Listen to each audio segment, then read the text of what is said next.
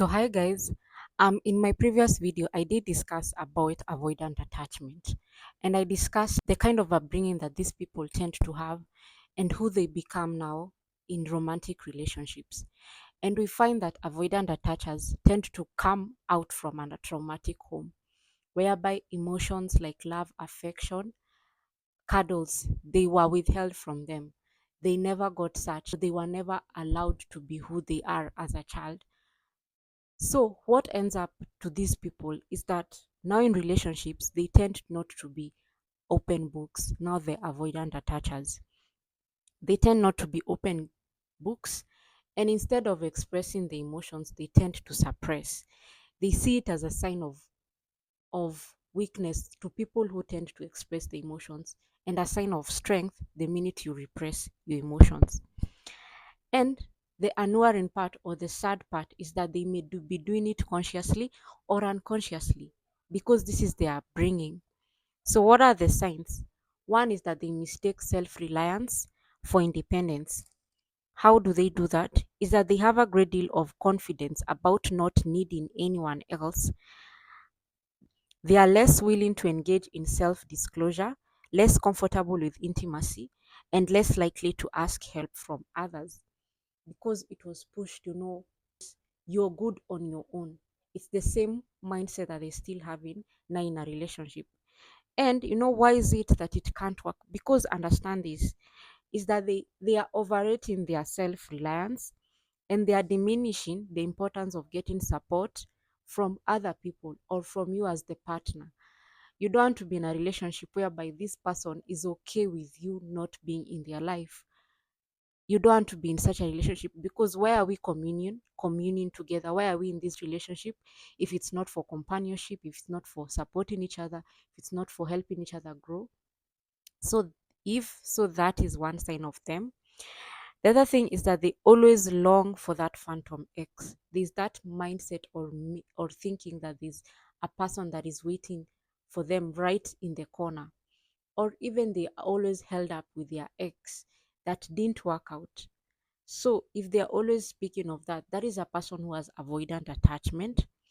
The other thing is that they always looking for reasons to justify that the relationship isn't working because they are raised up in a chaotic and traumatic home. So they don't know that the aspect of a relationship like flowing, nothing, nothing, nothing is, steering the waters. It is just flowing. Now they always have to look, and plus you have to understand this person grew up in a home whereby they were never shown kindness and appreciation. Now it's the same mindset that whereby they are still justifying the relationship. They mean they see a relationship is flowing normally, it's kind, this person is loving, is engaging. They see it as not the norm. The other thing is they always hyper focus on the negative aspect of the relationship. If you grew up in a background whereby your own parents were the biggest criticizers, they are the ones to pull you down. They never saw your ability, they never saw your talents, they never nurtured you. Highest probability you end up being the same person in not only in this relationship but in life. You always focus on the negative aspect. Okay, having difficulty with self disclosure because this person, as they grew up, they were never allowed to express the emotions. They were told to repress. They were never, if they cried, they were told to keep quiet. If they even cried, no one came to their rescue. If they showed emotions, they were told that they are being a baby. So it's the same mindset whereby they don't know how to express the emotions. They rather keep it to themselves. Now the self disclosure, and they see feelings like regular connection, like you wanting to be text, you wanting to be hugged, you wanted to be kissed, you wanting to be caressed, you wanted to be shown affection, as being too clinging. It is out of their upbringing. They were shown these emotions are nonsensical, these emotions are not normal. Now in a relationship, this is how the relationship works. Now they see it, I this is not what something that I'm used to. And do these people change? People now with this avoidant attachment style, because they overwhelmingly assume that the reason they are unable to find happiness in a relationship has little to do with themselves. These now the avoidant attachers, and a lot to do with the external circumstances. Like they always have excuses like they met the wrong people, they are not finding the one. So they end up hooking up with prospects who want to tie them down and they don't want to be tied down.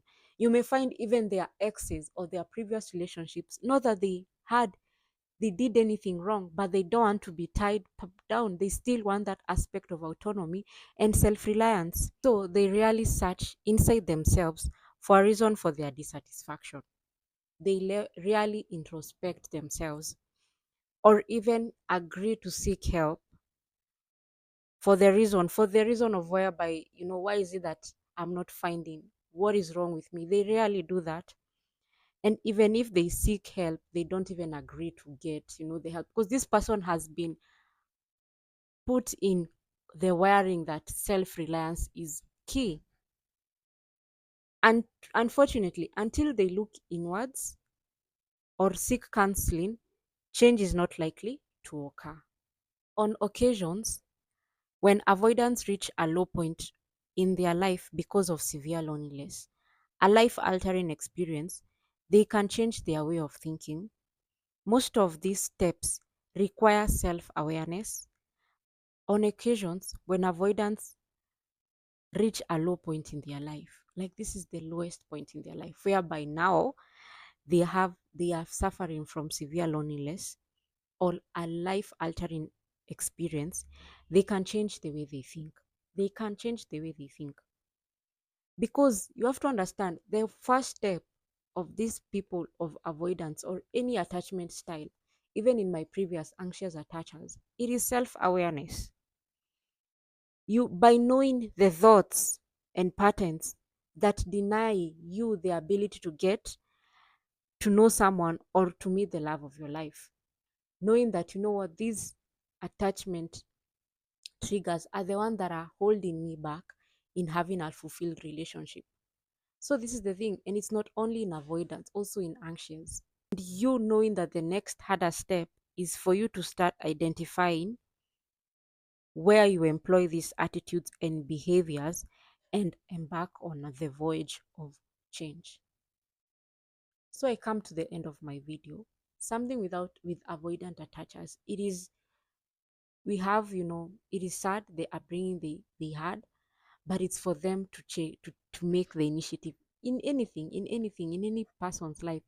It is for you to take the initiative to want to be better. So if I've missed out on anything, kindly comment in the comment section. I'll see you in the next topic, whereby I teach on now the avoidant attachers, on steps or how they can stop pushing love away. See you guys. Mwah.